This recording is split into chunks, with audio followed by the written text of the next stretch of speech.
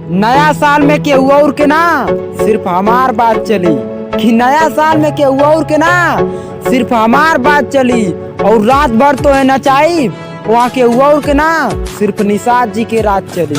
से घघरी उठाई बुना तो निषाद जी से बच के तू जई बुना।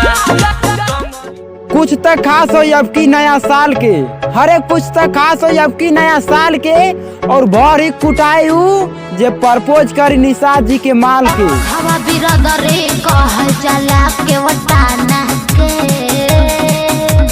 लभर हमर सुना सिर्फ नाम ना निषाद जतियो बरांडोला, हरे की सिर्फ नाम ना निषाद जतियो बरांडोला और तोरे भाईवा से हम डेरा जब हमारे यहाँ महीना में 2-4 कांड होला। लभर हमर जलवन से घराना के केक चॉकलेट के लालच छोड़ा मुर्गा मछली हमारे हाथे कहिया कि केक चॉकलेट के लालच छोड़ा मुर्गा मछली हमारे हाथे कहिया। अब की नया साल अकेले में ना निषाद जी के साथे मनैया। तो खा के मुर्गा पी के बियर बोलल जाई हैप्पी न्यू ईयर।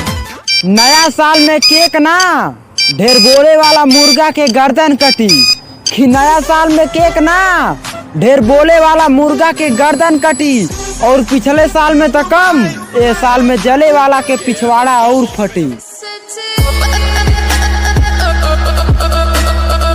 बाप के कालर ना पैर पकड़ल जाला, अगर नहीं आओ तो कहे तो वो सिखा देबे कि बाप के कालर ना पैर पकड़ल जाला, अगर नहीं आओ तो कहे तो वो सिखा देबे। और बेटा हैप्पी न्यू ईयर बोले से पहले पुराने साल के जैसे मिटा देबे।